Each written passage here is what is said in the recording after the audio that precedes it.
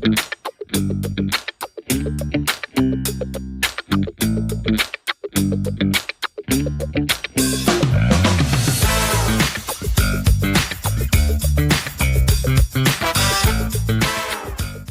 us pray. O our Father in heaven, indeed, hallowed be thy name. Your name deserve all the glory and honor coming from your children, we, the forgiven people, we who are loved, and we who you already have claimed to be with you, not only this time, but forever, beyond this life itself. God, thank you, for you are a good Father, and that even is still an understatement to describe who you are as our Father. Thank you, God, for loving us. You know us, and yet you still love us. Kilala niyo kami, Panginoon, pero minahal niyo pa rin kami. And thank you for that. Thank you for your Son, Jesus, who made it all possible. To Him, all glory and honor forever and ever. And thank you for the Holy Spirit, who is faithful enough to remind us who we are and who you are in our lives. For His work and for His ministry to each and every one of us, thank you. And we glorify your name, O God, our Father, Father to us all, in whose name we worship and we praise and we listen. And everybody said, Amen and amen to all the fathers. Happy Father's Day. Wala akong palakpang pa yun ito.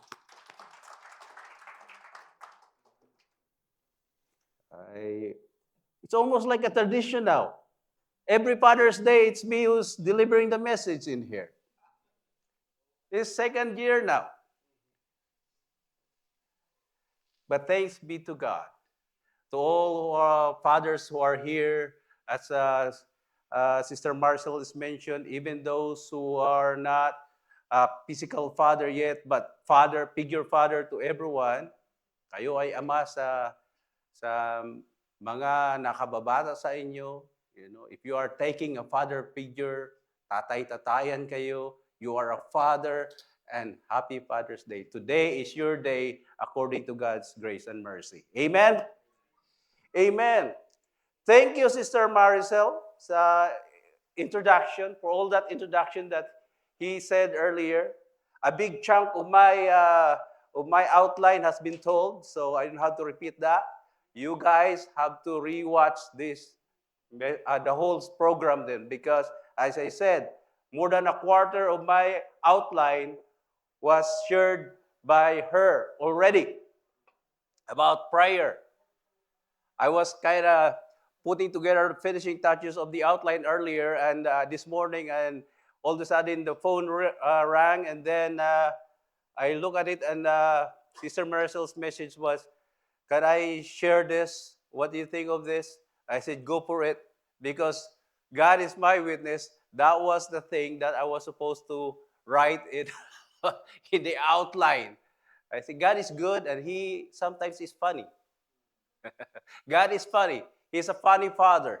You know, I think he was smiling when Maricel was leading that, because I said, big chunk of my outline is gone. And she shared it so well. Thank you very much, Sister Maricel. Praise be to God. And I said to her, you got an A.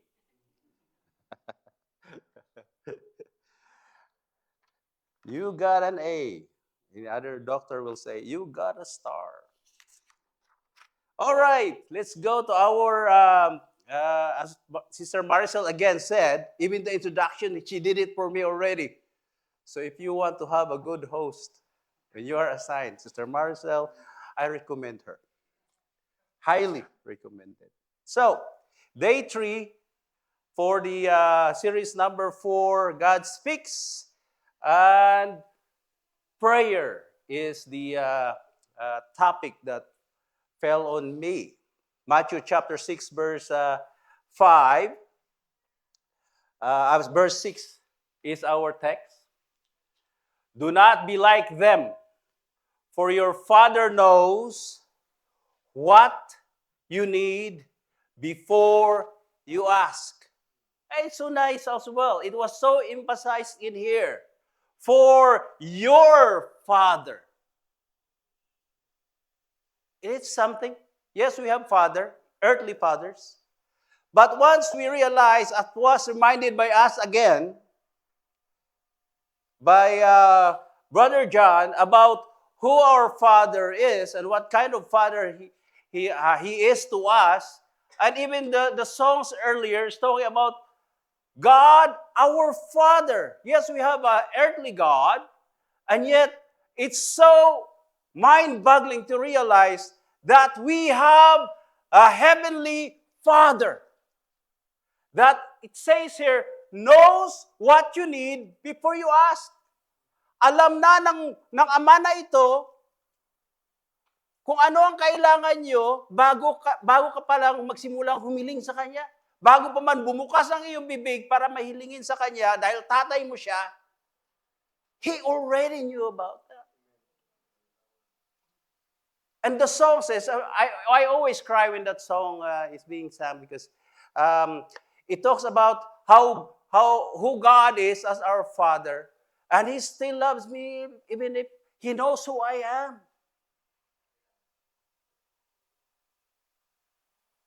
Because we will realize later that He knows who you are. He knows who I am. All the things that maybe the world don't see or know about who I am, lahat ng mga imperfections, lahat ng mga kasalanan, maybe I am good enough to hide it from you people, even to my wife, and then yet God knows about it already, and I cannot hide about it. And yet the truth is, He still loved me and accept me. Lahat ng kasalanan sa harap ng Panginoong Diyos, walang medyo malaki, walang medyo maliit yan. Pagkasalanan, kasalanan. At lahat tayo meron noon. Amen? Kahit meron tayo noon, at alam niya yon, at banal siya na Diyos, He is a holy God, and to know that truth, that He still loves us, after knowing who we are, is mind-boggling to me. And it's the nature of love we call agape. Agape love. And that's what the love He is trying to introduce to each and every one of us and letting us experience it daily, every moment of our lives. He wants us to know you have a Father who loves you no matter who you are. You have a Father who knows your situation, your circumstances, your need, your struggle. And He's there always willing to be your Father, to be your provider, to be your protector, to be your God, to be your Lord, to be your Father and friend also. All of it packed together. Okay? And so when you are going to think or plan to talk to God because you need something, mind it. Always remember that God knows already what you are supposed to say. That is our topic today and our objectives about prayer. To be enlightened about what is, emphasize, biblical prayer. Because even if we know that person is not really, doesn't have, or that person doesn't have any relationship with God. In fact, when I was in doing preparation for this message, I even asked my coworker who's really, when you listen to her, and just listen to her in that casual talk, you will hear a lot of flowery words that I won't even mention in here. And then I all of a sudden, I feel like someone saying, Ramil, ask her what is prayer is all about. What is her understanding of what prayer is? And actually, he answered. And I was amazed. She knows what prayer is, part of it, of course. And then I asked a co-worker of mine who I know is a follower of Christ as well. And she answered the same. The same thought, but in a different point of view. What I can say in this is that prayer is a well-known activity, quote and unquote. If you are in that situation, you call prayer an activity. All right? So, to be enlightened, if everyone knows what is prayer, surely the Bible has his or its own presentation of what biblical prayer is. And that's what we're going to learn today. To understand why Christians pray. Why do you pray? Or maybe even those people who are not considering themselves Christians, they pray or they put different names in it, meditation or self-reflection or whatever that may be, to understand why Christians pray. Why do we pray particularly? And I hope our prayer, Christian prayer that we do is biblical prayer in accordance to what the Bible is saying. And lastly, to gauge our prayer life. After this lesson, you might be able to see where we are in our prayer life. After we answer, why do we pray? Why am I praying anyway? I shared to that person, a believer, co-worker of mine, I shared to her that said that verse, before you even open your mouth to ask God what you need, He already know what you need. So I asked her the following question, then why are you praying still? Kung alam na ng Diyos kung ano ang kailangan mo bago ka malang humiling sa Kanya, bakit ka pa manalangin? Isn't it? Bakit ka manalangin kung alam naman niya ang kailangan mo bago ka pa magsalita? Well, sasagutin natin yan mamaya. In the past, God spoke to our forefathers through the prophets of many times, and in various ways. Hebrews chapter 1, verse 1, as presented to us by Pastor Jerry in the beginning of this reality. A truth that is evident throughout the Bible is that God speaks to His people, according to Blackaby, and it's true, and I agree to it. God always wants to speak to His people. From the Old Testament to the New Testament, even to our time right now, God still is God who wants to speak, who loves to speak to His people, to His children. How God spoke is not the most important factor. In the Old Testament, and even right now, as we look back and study how God speaks to the people, I don't know if you notice that we tend to focus how God speaks to Moses. And we love the details of how He speaks to God through the burning bush, or how He speaks to God through a pillar of fire or the pillar of smoke. We're so amazed to the details of how it happened. Yeah, it's good. But the reality is, the most important thing is to know that God speaks to His people.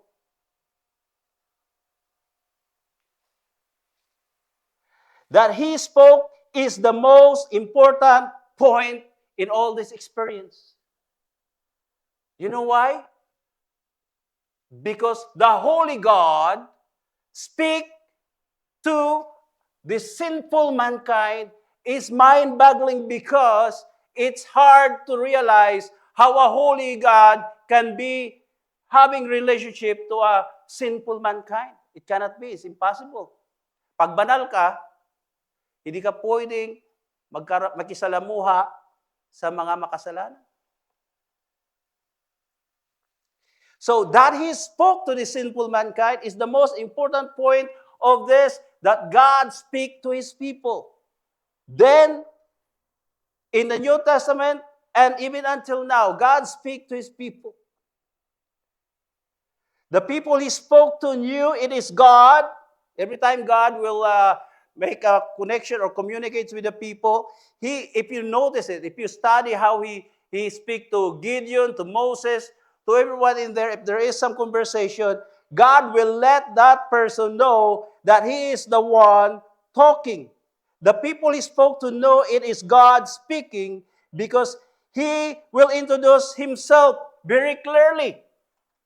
Now, different kinds, various ways, according to what we heard from Pastor Jerry in the past.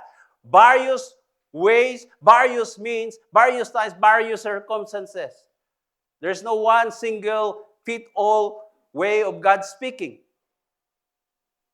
He is a God of variety. That's why there's no blandness in God.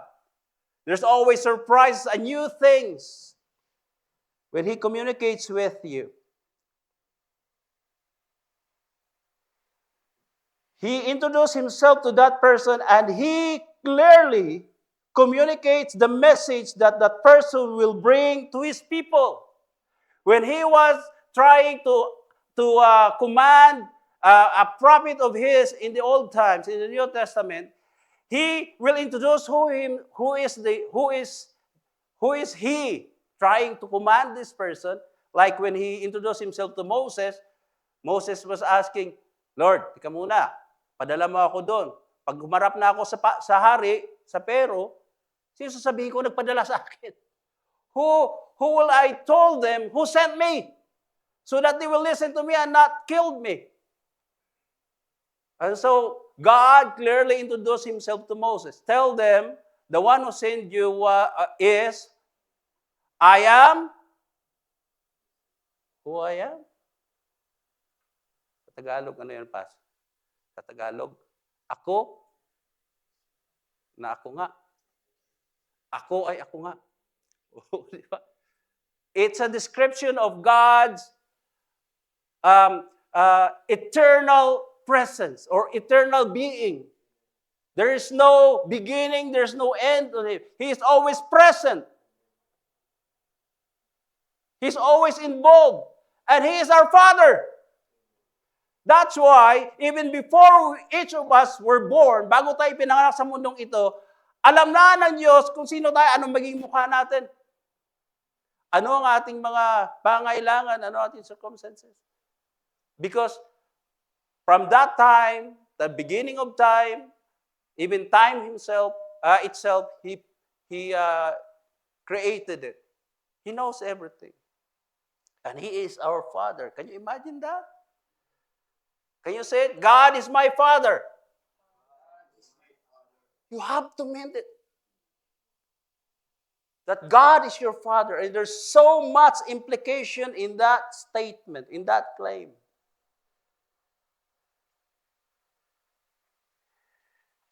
So, when God communicates, the message that person will bring to His people is clear. He knows where it's coming from, whose authority will come from, and it was Himself. We must always remember when God speaks, it is because He meant to establish a special relationship. Ang tanong natin kanina, kung alam na ng Diyos kung bakit, kung ano ang ating kailangan, if God knows whatever we need before we even speak to Him, then why do we pray? It is because of this underlying importance in our lives. A special relationship to God. If He is our Father, we will see in this lesson, He just like to hear us talking. Tayong mga tatay dito, minsan lalapit sa atin ang mga anak. Sometimes our children will come to us. Before they even come, we slightly know what they want. During Christmas time, sometimes we observe them, we ask them what are the things that they like. At least we have a little bit of clue what our children wants. And because we are good Father, we try our best to give it to them, even before they ask for it. But it's so limited. You cannot compare it to what our God the Father for us, to ourselves. He exactly knew who we are and what we need. And so, the fact that He will let us talk to Him and come to Him, it's because as we talk to the Father, He is developing and we are developing with Him a relationship that is personal and intimate. Therefore, the important things of praying biblically is the purpose of that is to develop a personal, close relationship, intimate relationship with God, our Father. Because You cannot establish a personal, intimate relationship to the one you didn't even want to talk to. Amen? If remember, habang nililigawan pa lang natin ang ating mga girlfriend, what is the best thing that we like to do? We want to talk.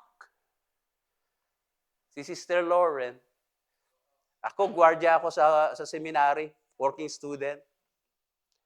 Siya naman nakatira doon sa labas lang ng compound kay Professor Sam. Ay, naabot kami, nag-uusap lang naman, kung ano-ano. We just talk about nothing. in the compound. But sometimes it'll be like midnight and all that stuff, still talking. We just like to talk. And the more you talk, the more you spend and invest time talking, communicating, conversing, the closer is the relationship will become. Amen to that? That's why God calls the husband-wife relationship the closest relationship here on earth. Why? Because in the eyes of God, you are one. And it's hard to be one if you don't even want to talk to each other. Mag-aaway lang kayo lagi.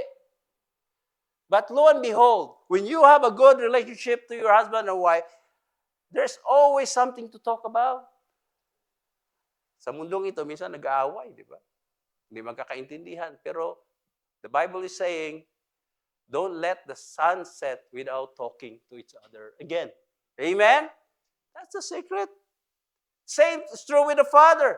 The Father knows how bad I am, how many sins I've done, and it's every day. I miss every day. And yet He still wants to talk to me. And the more I talk to Him, the closer I understand who He is. That He is a loving God. That His love is unconditional. That He accepts me no matter who I am. And that's why we pray to Him every day. The fact is, in all relationship, it is God who took the initiative, means and ways that with a particular purpose, and that is relationship.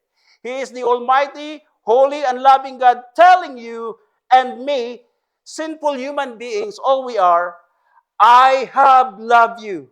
I am inviting you to have a special relationship to me. That is God telling each and every creation that He have here on earth. Every moment they're waking, God, the Father is saying, I have loved you. I am inviting you to have a special relationship to me. And if we are sensitive enough, you will hear it every moment of your life. That God loves you. And He wants to have a special relationship with you. His overall purpose is to restore mankind who was created in His image back to Him.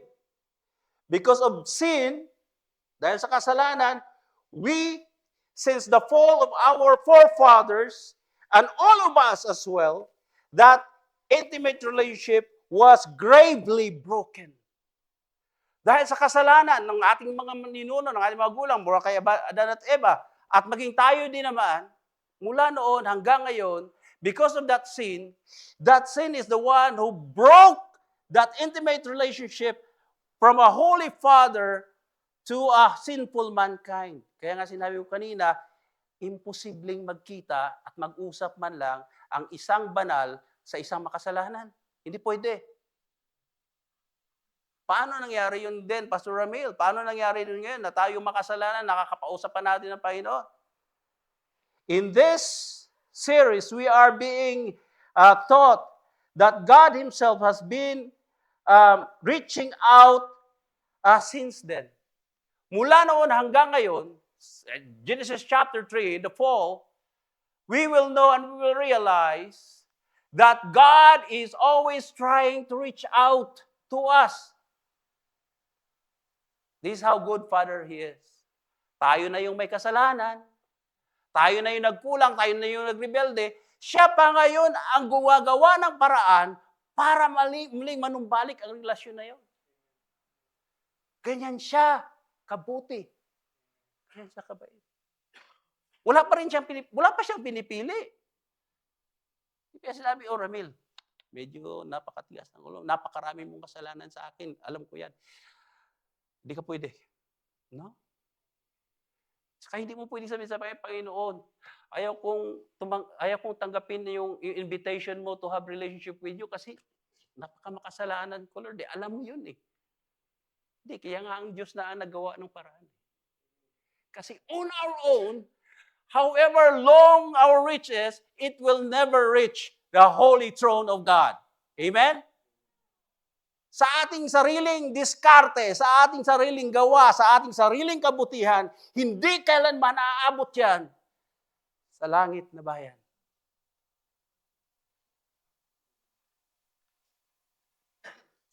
That's why He did it. He has been doing it by speaking to convey His gracious invitation in many ways. For example, like what we heard last week, He is trying to talk to us, to convey His message to us through the Bible, through the scriptural living word that the author is the Holy Spirit. And even the purpose of that was being shared to us last time, to correct, to teach. 2 Timothy chapter 3, verse 16.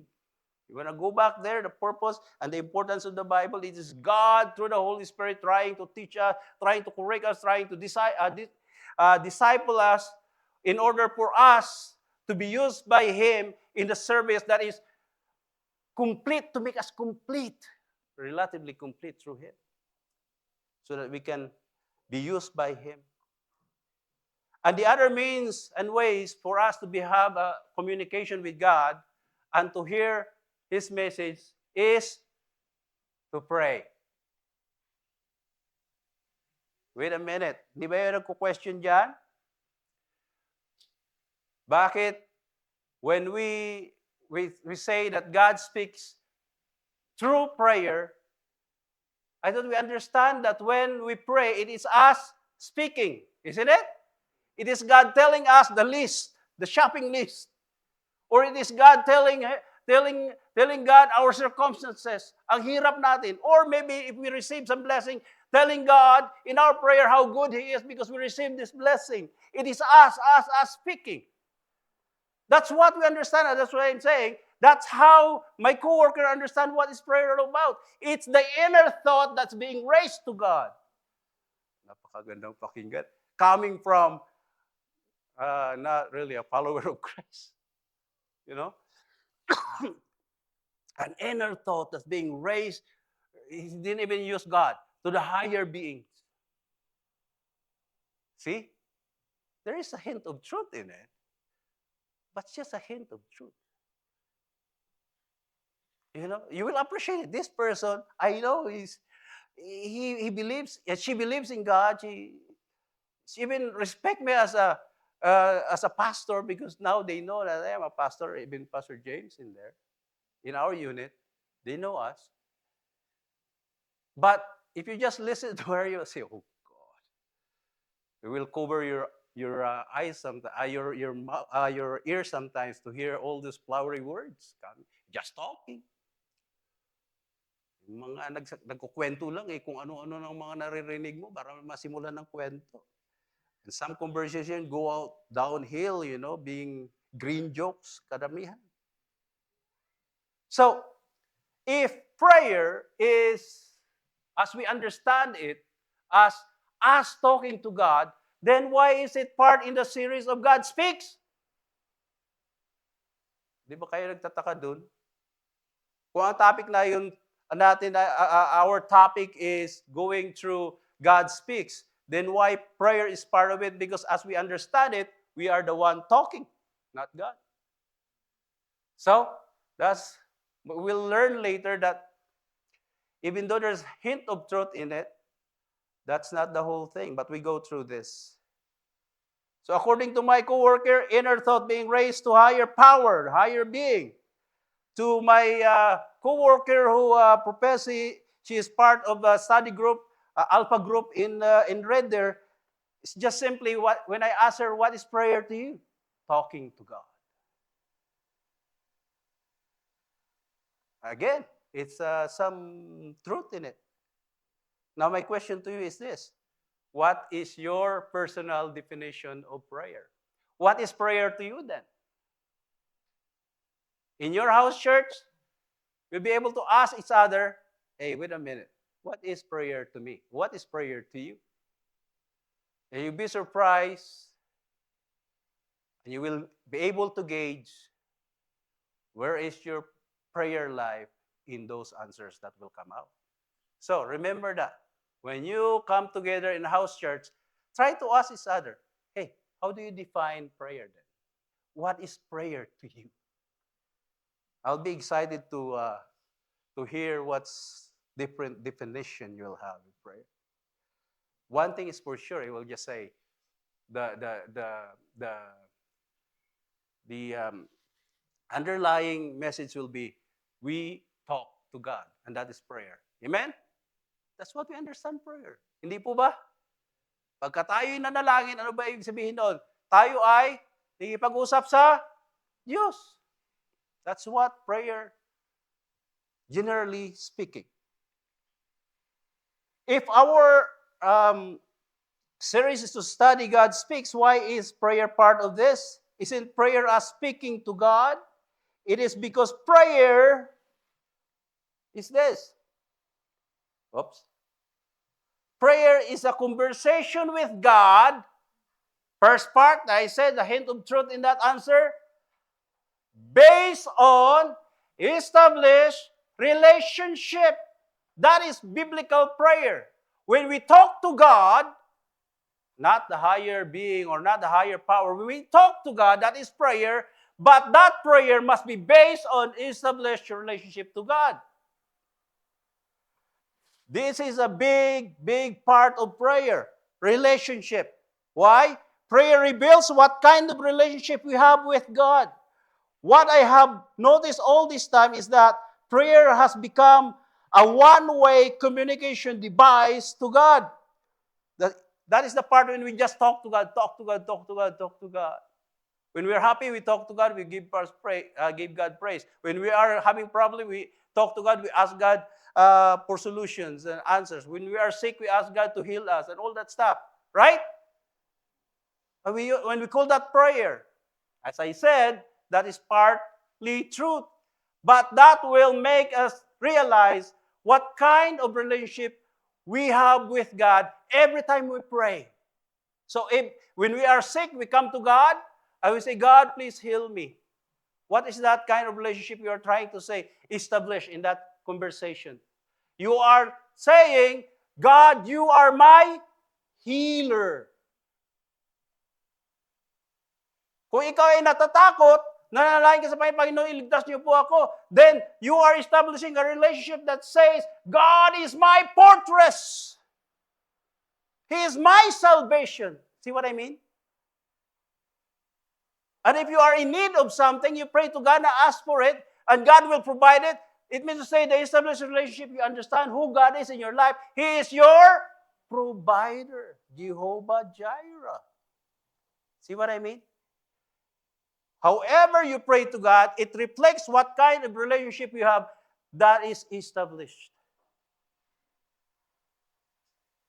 Prayer reveals what kind of relationship we have with God. What I have noticed all this time is like that.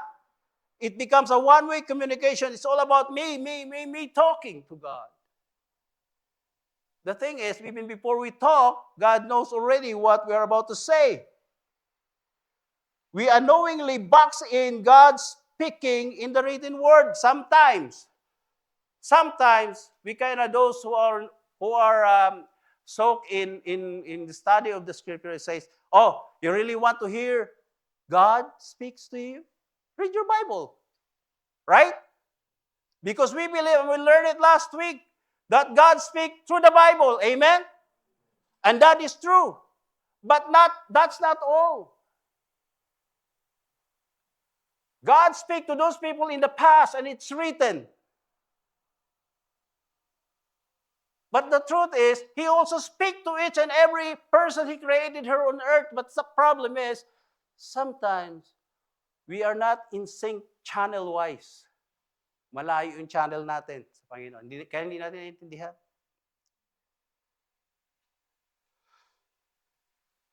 We come to believe that when we want to hear God's word, we are going to open our Bible. But that's not the only thing. Let us not forget, God speaks in various ways. He used the Bible, and He also used prayers. Various ways to His people, and prayer is one of them.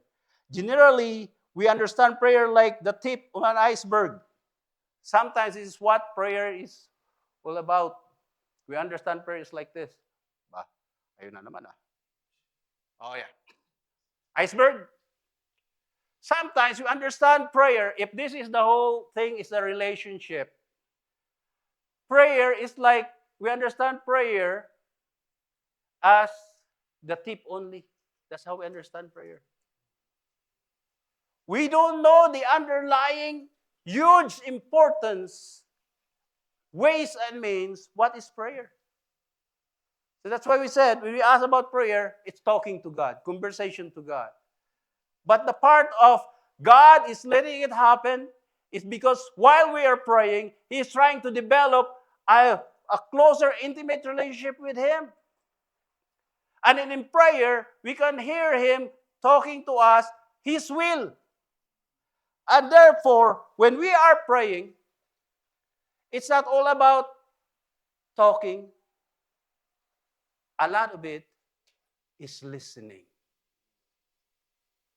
When we are praying, we are not only talking,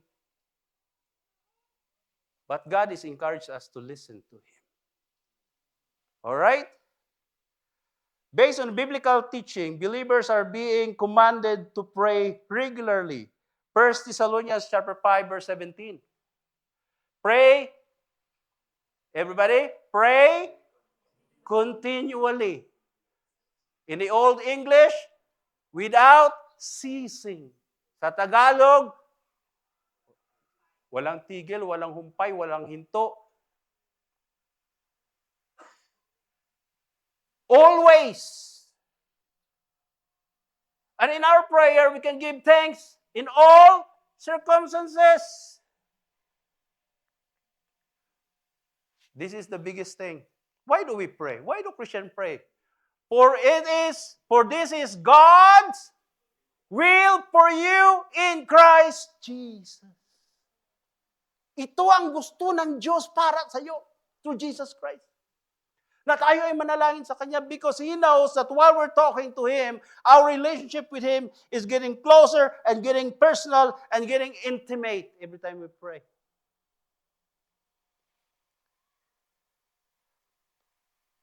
The great Apostle Paul encouraged the believers to frequently converse with God in every situation, needs, and all. Jesus Christ is the ultimate example of a prayerful life. Amen? In Matthew, in the Gospel, you will see in the narrative of the life of Christ, praying, talking to His Father is a big part of it. In fact, He never go into a mission without praying to His Father first. By Himself in the wilderness. And sometimes He will encourage His disciples also to pray with Him or, just maybe, closer to Him, but pray.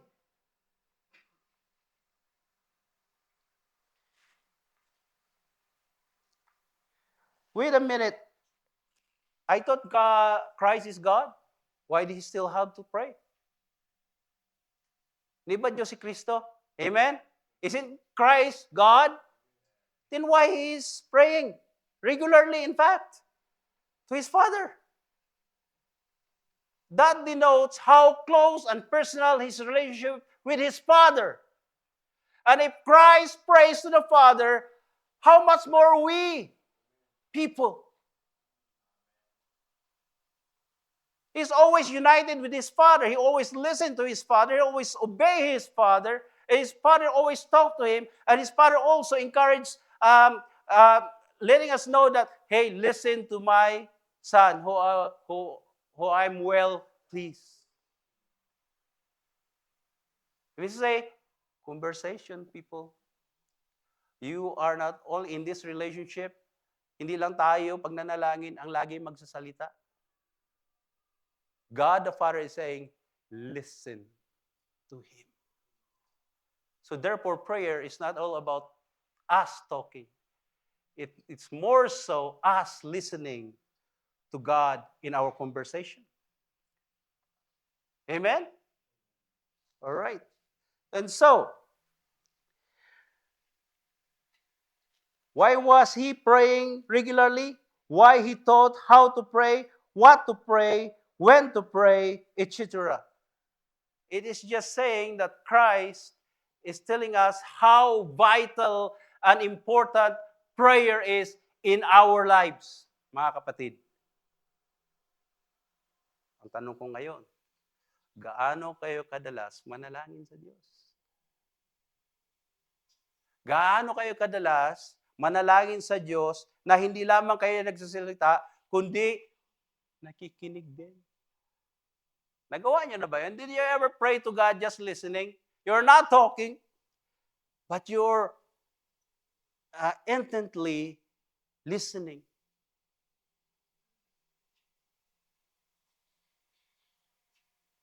Bihira lang, ano?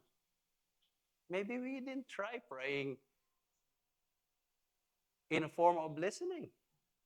Maybe every time we pray, we talk. We offer God a list of things that we need or our problems.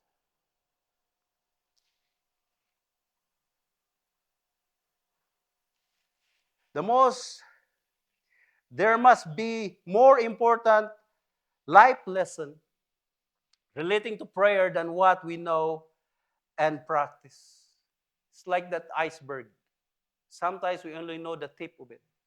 But once we realize how huge prayer is and how important prayer is, we tend to do it and practice it in biblical ways. Or maybe if we are honest to ourselves, we must ask God to teach us how to pray, just like that nameless disciple in Luke chapter 11, verse 1. In Luke chapter 11, verse 1, it says there, one day, ito na yun, honest person ito, ha? And the Bible is encouraging us to be honest person like this nameless disciple. One day, Jesus was praying in a certain place. They noticed Christ was praying. When he finished, one of his disciples, nameless, hindi natin alam kung sino yun, kaya pwede niyong ilagay ang inyong pangalan dyan. You can put your name instead of that disciple. Said to him, Lord, teach us to pray.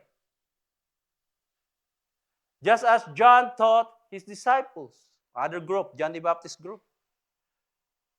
The honest request is, Lord, teach us how to pray. And the result of that is what? Thank you, little John, for reading us that scripture. Christ said, when you pray, this is how you pray. It's not pray this. Hindi niya sinabing ganito, ito ang panalangin niyo, pero sinabi niya, kung kayo manalangin, ganito kayo dapat manalangin. Problema minsan, ginawa nating verse na ganito, kung kayo'y manalangin, ito ang ipanalangin niyo. Kaya ginagawa natin, paulit-ulit, yun at yun na lang, we always repeat it. That's why Christ is saying, don't be like that.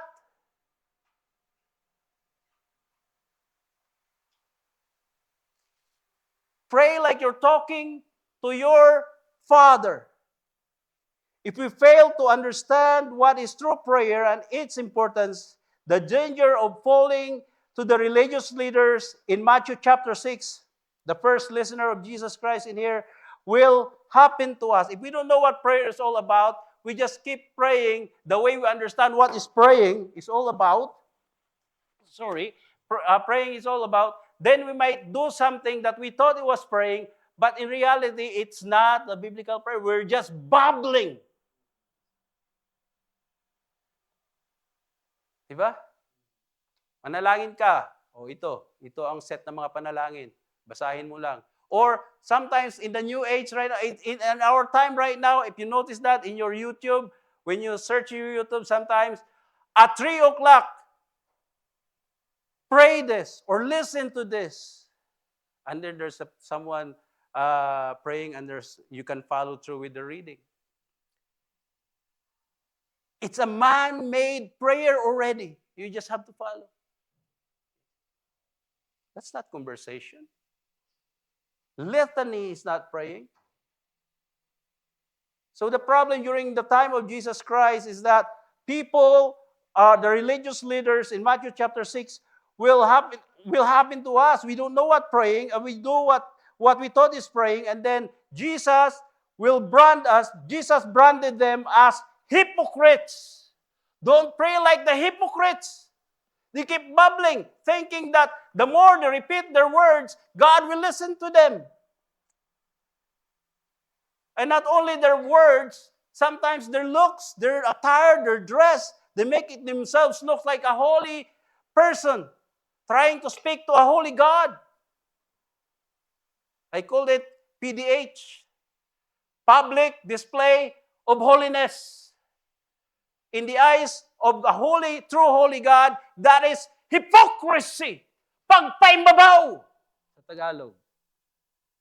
Sa tingin ng tao, banal ka. Sa pakinig ng tao, banal ka sapagkat nananalangin ka sa gitna ng karamihan.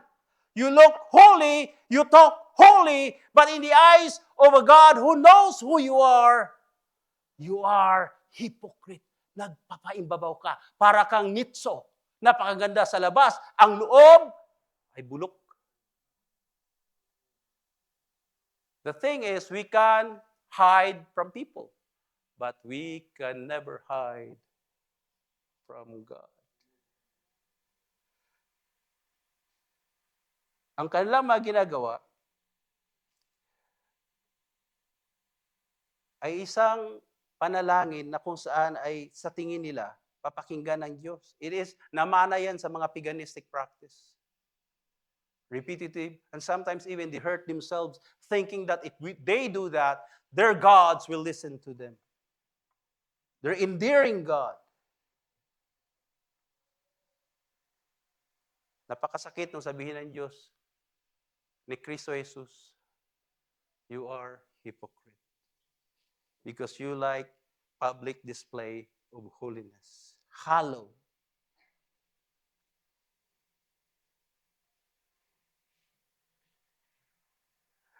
They were not conversing with God, but loving, but looking and desiring for admiration from an ignorant public. For they only see the tip of the iceberg. Pag nakita natin, napakabanal ng taong ito, lagi na lang nananalangin. Suot pa niya, talagang walang kamansa-mansa. Ang gupit, talagang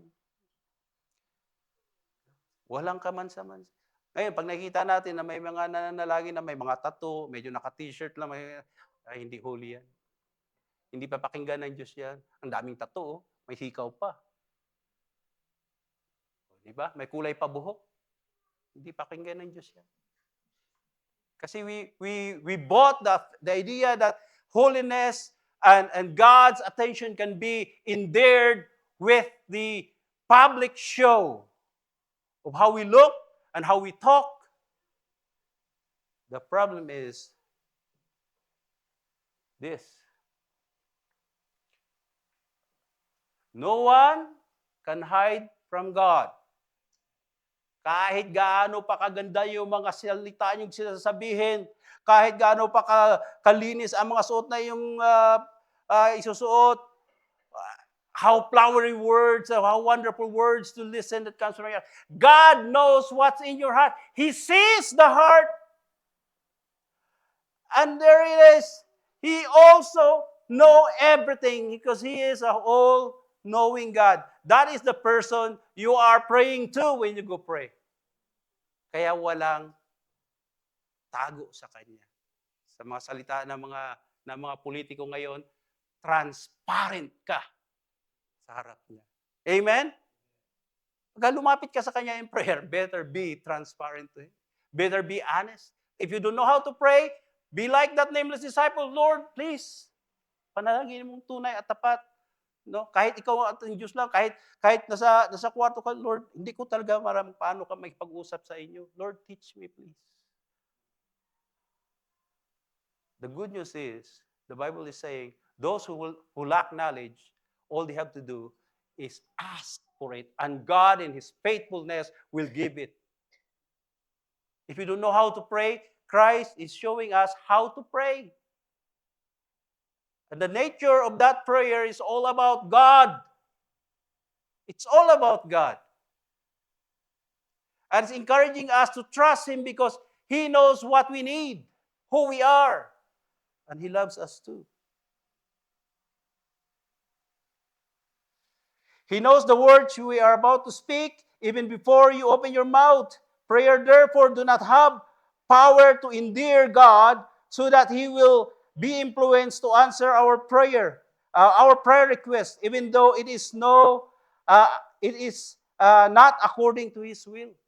Sometimes we tend to make a beautiful prayer, thinking in our mind that when I'm praying, kaya maraming mga ayaw manalangin minsan, kasi parang hindi masarap pakinggan ng mga katabi mo nagpe-pray.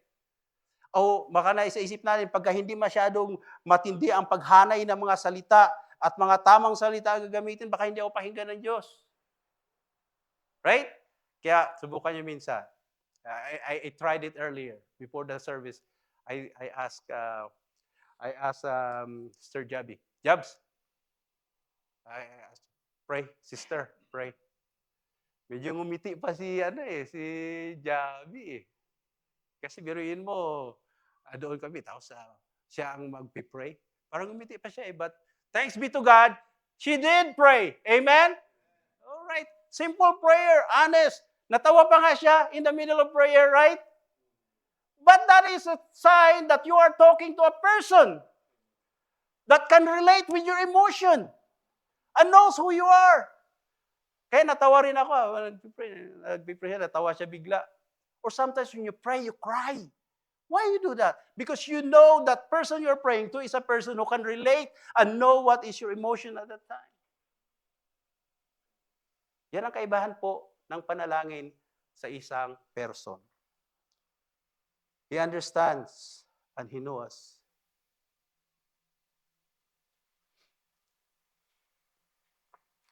Sabi rito, according kay Brockaby, according to the book, prayer doesn't give you spiritual power. Parang you always believe prayer works. Amen? But the reality is, prayer doesn't give you spiritual power. Prayer aligns your life with God so that He chooses to demonstrate His power through you. And that is the truth. It is not the group of words that come out from you and how you deliver it that makes it powerful. It is the person you are praying to that make it all happen. And that is God. That's why it's so important to pray to God. Although prayer is a conversation, let us remember that parties communicating is not on equal footings. Huwag natin kalimutan ito. Minsan naman, naging over familiar tayo sa God. When we talking to Him, nawawala na yung tinatawag nating reverential fear to God. Always remember, when you're praying to God, mas mataas siya kaysa sa atin. He's always higher than us. So therefore, we approach Him although with loving, intimate relationship. Don't forget that He is always higher than us. That our right to go talk to Him is a privilege given to us. Although prayer is a conversation, let us remember that parties communicating is not on equal terms. God is the main object. Here is true prayer is all about. In praying, God is the main object. He is the ruler, the benefactor, the loving Father to us all. He graciously invited us to have an intimate relationship with Him through His only begotten Son, Jesus Christ, our Savior and Lord. And only because of Him, we are given, prayer is not your innate right. Hindi ito likas na karapatan mo. It is a given privilege to you according or based to the blood of Christ that covers all your sin, covers my sin, so that I can approach the holy throne of God with confidence. Because it's not about me, it's about Christ who saved me. To be able to converse with the Holy God, we, the forgiven sinners, were given the privilege to talk to Him and approach His throne with confidence, without fear of death or neglect, because Christ's blood protects us from judgment of our Holy Father. Without that genuine relationship with God through Jesus Christ, no amount of prayers can reach the throne of the Holy God. This is the reason why forgiveness of sin was emphatically mentioned on the Lord's Prayer. Even part of the Lord's Prayer, forgive us our trespasses as we forgive others. What does it mean? In our communication, in our relationship with God, there shouldn't be unforgiven sin in between. There should be forgiveness. You are forgiven by God. But God will not forgive you unless you settle your account to your fellow men.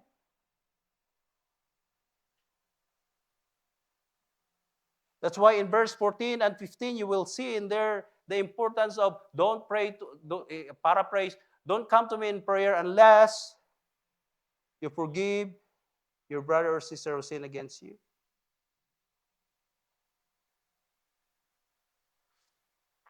Unforgiven sin will clog our prayers so that it will not reach the Holy Father.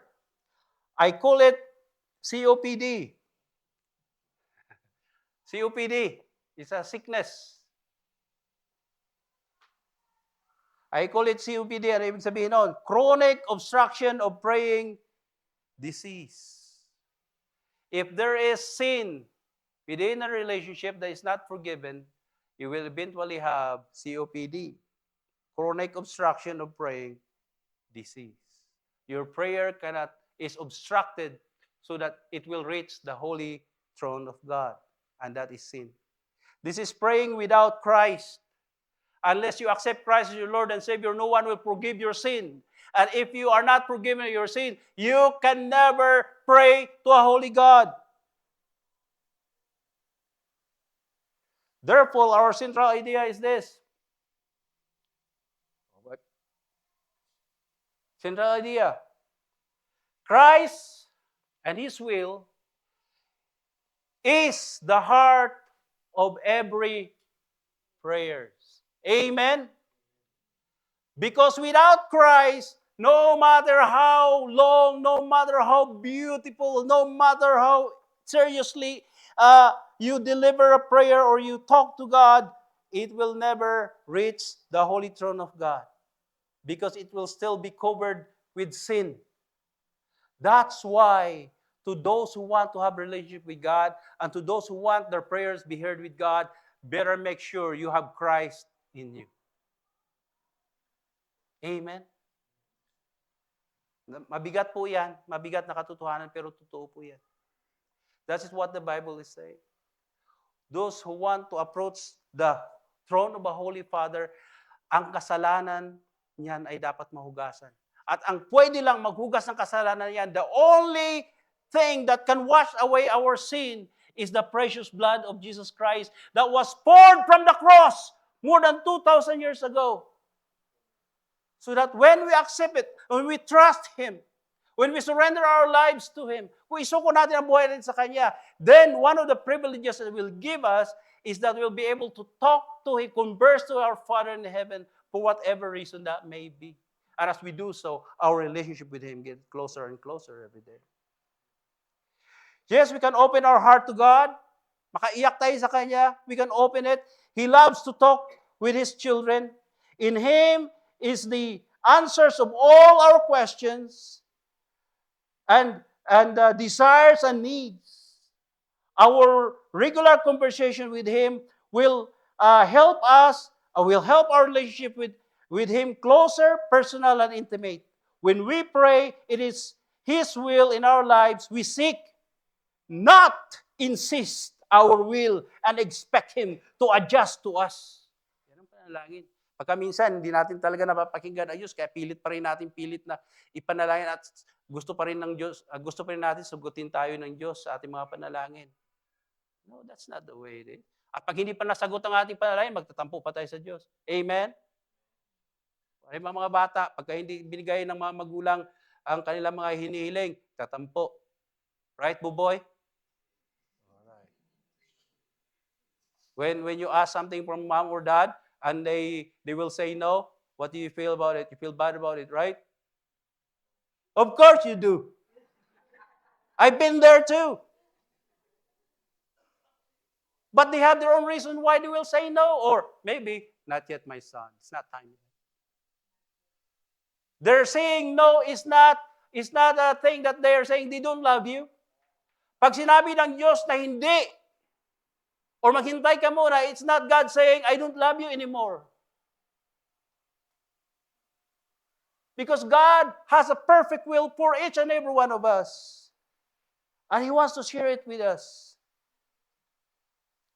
Our regular conversation with Him will help our relationship to be closer and intimate. And when we pray to God, remember the biggest part of the iceberg is listening to Him. And be ready to adjust to His will. And not insist that, Lord, ito talaga gusto ko eh. Sabi, Lord, hindi yan maganda sa iyo. Akala mo lang yun maganda sa iyo. Pero ako, alam ko ang bukas, alam ko ang pangailangan mo, at I have the thing that you need the most.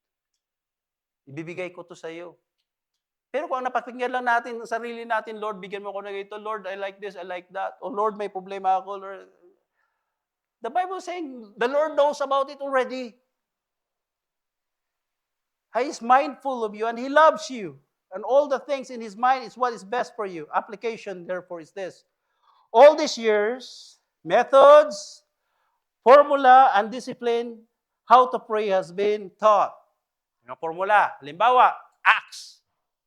Pag nag-pray tayo, dapat ang formula ang ating sundin ay Acts. Ano ba ang Acts?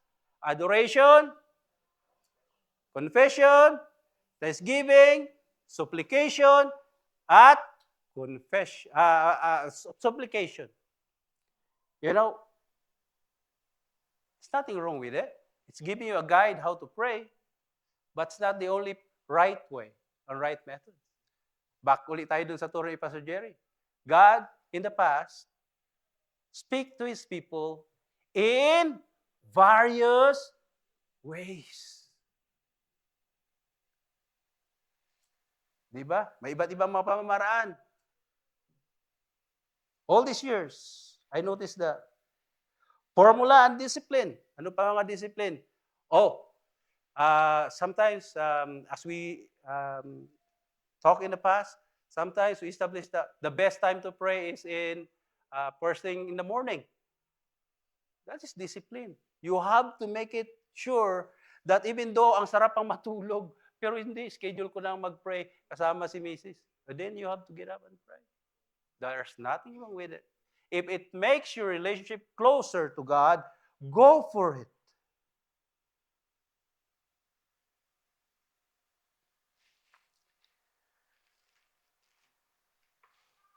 Sabi dito, disciples how to pray discipline has been taught. I have no issues with it.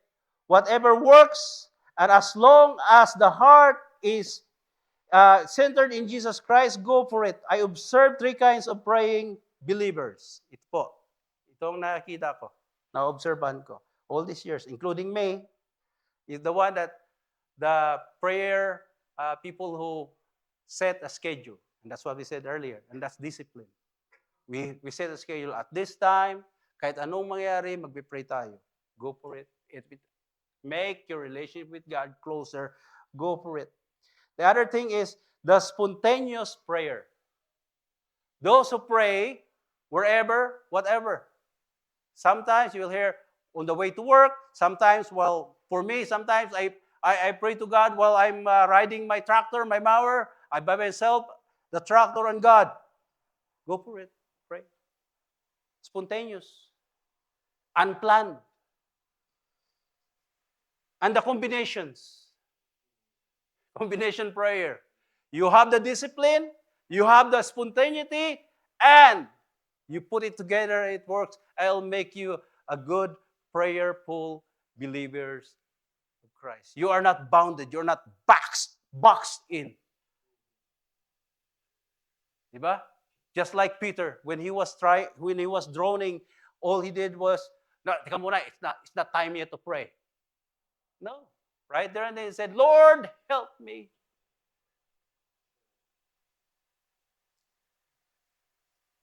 Spontaneous. And yet there are scheduled prayer. Christ showed the scheduled prayer every morning. Scheduled places that is away from the rest. He went there. And that is discipline. Can you imagine that? If your prayer life is a combination. And that will go into the definition of prayer that Paul is encouraging us to have. Pray without ceasing. In every circumstances, in every situation, in every time, God is an open line and He is a prayer away only. It is free. Can you imagine that? You don't have you don't have to pay service charge. It's always open, anywhere, anytime, whatever circumstances. At libre ito. Hindi ito parang PLDT. Long distance, no charge. Anytime, anywhere. Alala ko nung kami magka-girlfriend ni Lauren. Nandito siya, nasa Pilipinas ako. Dahil wala pang cellphone, wala pang FaceTime. We have to pay. She told me, I will call you, don't call me. Bakit? Mahal ang long distance. So, pero sabi niya, dito, while she was there, while I'm here, I will call you at midnight because there is discount during those times. Or else we have communication using Hallmark. Twice a week, twice a month for us. Because the distance, right? So and believe me or not, it's still, those letters, those cards, we still have it. Right? Because that helps us have a communication, a good relationship while we're far away from each other. The good news is, you don't have to worry about that when you are having, when you are pursuing closer relationship with God. He's always free. He's always available. No charge. Anytime, anywhere, whatever circumstances. He is just waiting for you to talk to Him. And every time you approach to Him, I'm sure He is smiling. Here is my child again, wants to talk to me. And in His hands already have an answer. The best answer in the world. Why? Because I said earlier, every waking moment, habang kayo nagigising sa mundong ito, there's one message that He wants us to understand. In various ways, various means, this one thing that He wants to deliver to us. I love you. Mahal kita. Diba? Mahal kita. And so when you are praying to Him and you have that mentality, it's love. You will learn to love to talk to God. Intimate and personal. The answer, wherever you are,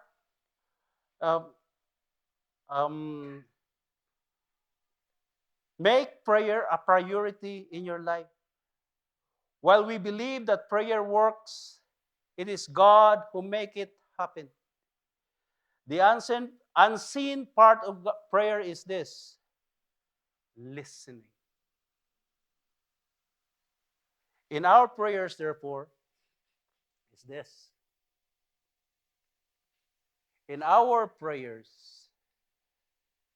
God speaks, we listen. Can we read it all? 1, 2, 3, go. In our prayers, God speaks, we listen. And may the Lord bless us all.